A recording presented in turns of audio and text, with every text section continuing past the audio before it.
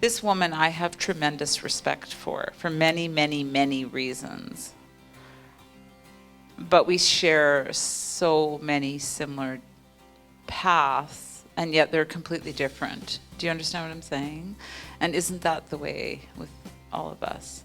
And I've seen her help a lot of other women and put on a brave face when it was brutal, when it wasn't easy to put on a brave face.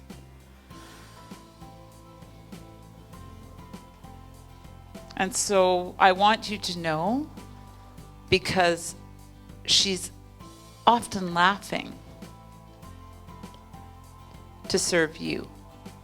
And it's important, because a lot of us care first for others before ourselves. I won't say that she doesn't care for herself. I will say that it's important, though. Holly, thank you. And that's not what's in her official bio, but I will read this. But I want you to know how much I respect you, sweetheart. So there. My Bonnie. That's not what it says on here, but it's going to start. My Bonnie was raised in a small town, Fort Langley, BC. Grew up on a 50-acre farm close to her adopted family and her biological mom. Bonnie spent most of her life thinking she was unworthy and struggled with body image and addictions. She bounced from dysfunctional relationship to the next until she woke up one day and said, "No more." Bonnie now puts her efforts in ending the cycle of abuse and trauma in her family and extends the help to the public. She runs a Facebook challenge, which some of you may not know about, called the Confidence Challenge, to get women supporting one another daily. She lives in Abbotsford, BC with her children and pets. And I have to tell you, you have to look at her cat. It's quite comical. He may end up in videos, and I mean the kind that start with PORN. That's all I'm saying. I wouldn't say that if you have to see the pictures. I have to give a little brevity to this. She has proven to many that no matter your story, it is worth sharing. And if you're willing to share it, just know that it will help someone who needed to hear it. Please join me and put your hands together and welcome this beautiful soul, my Bonnie Nicole.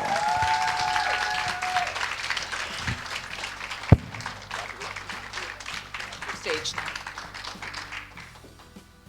I am so excited to be here.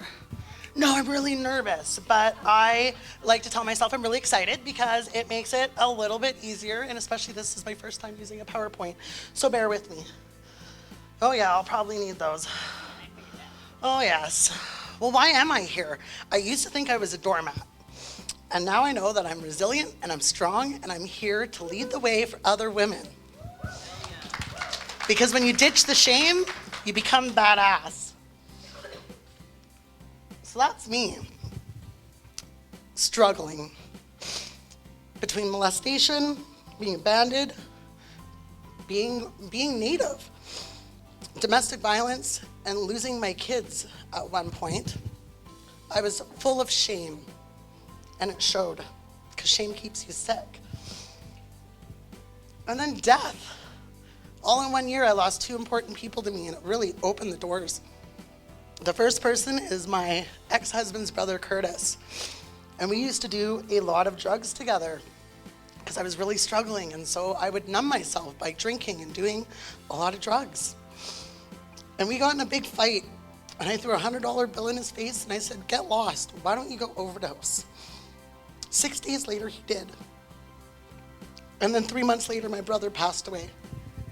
And Eddie taught me that you could show love without speaking. He was 5 years older than me and had a vocabulary of 5 words.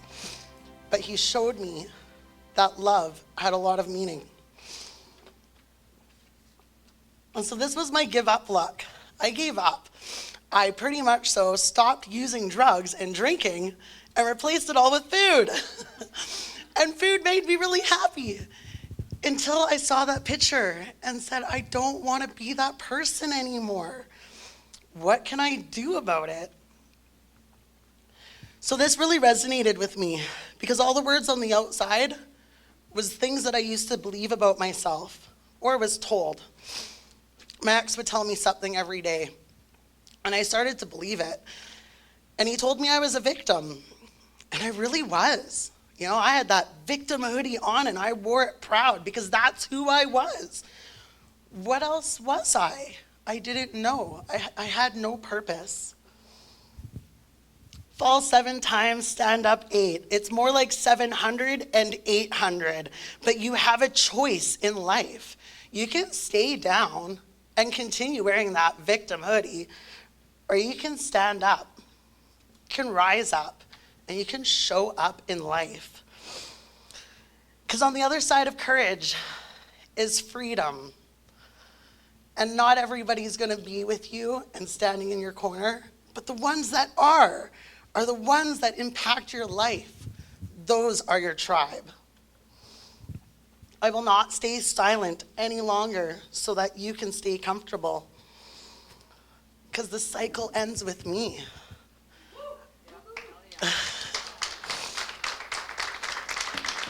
I chose to wear my victim hoodie. I chose to keep the family secret because my grandmother was very, very much in the public eye. She was always on the news. She, Honor of Canada Award, Honor of BC Award. How could I shame the family by saying her son molested me? It took me 14 years after her passing when I met Joe and Brenda. And Brenda opened the door and did not push me. It was my choice. And I chose to walk through that door and tell my story, which then gave me the courage to tell the story about being in an 8-year domestic violent relationship, which the man lives in the same town as me. I was scared, but I had a choice, and I am enough, so I came forward. Because when you believe in yourself, you really are unstoppable, and this room shows just how unstoppable we all are when we band together. The strength is in the numbers. We are all proof of that. These are my children, and I look at them, and it is my duty to end the cycle. I come from intergenerational trauma. They say it will take 3 generations to change. And so it was my duty to start changing so that these guys can continue that change. Because when we use our trauma as a defining point, we don't heal. Because I'm not my trauma anymore. My trauma has shaped who I am, but I am so much more than my trauma. I'm resilient, I'm strong, I'm beautiful, I'm a fabulous mother.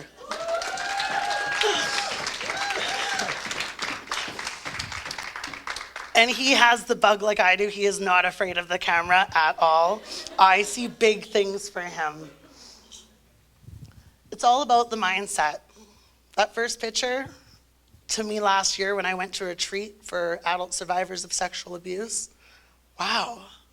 I don't even remember the person before. And it's funny, I've gained 50 pounds, but I look better. It's all about that mindset.